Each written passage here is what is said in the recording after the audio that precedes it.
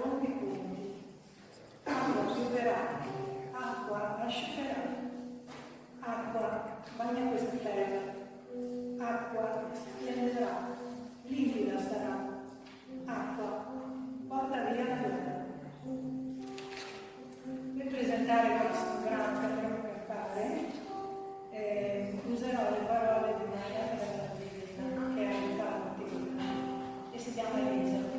E anche lei, come tutti quanti, ha subito le alluvioni e comunque non smette di amare il suo territorio e il fiume, che a lei piace molto, in particolare al cane, quindi insomma si muove sul fiume e gode molto delle nostre bellezze.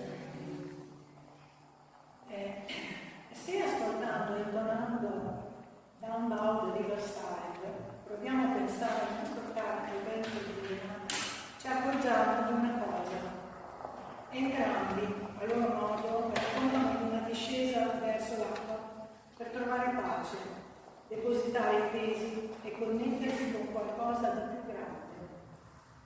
Se il brano evoca il momento in cui ci si siede sulla riva del fiume per deporre le ali, dimenticare le guerre quotidiane e trovare la pace, anche lo Zena riesce, nonostante i trascorsi degli ultimi anni, a trasmettere ancora questa urgenza di pace e di verità.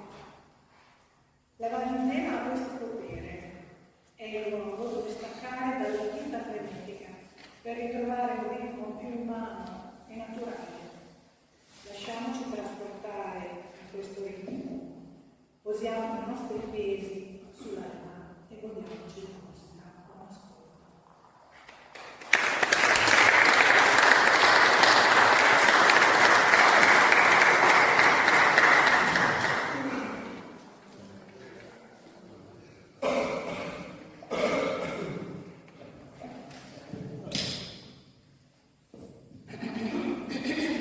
Scusate, i cambi logistici.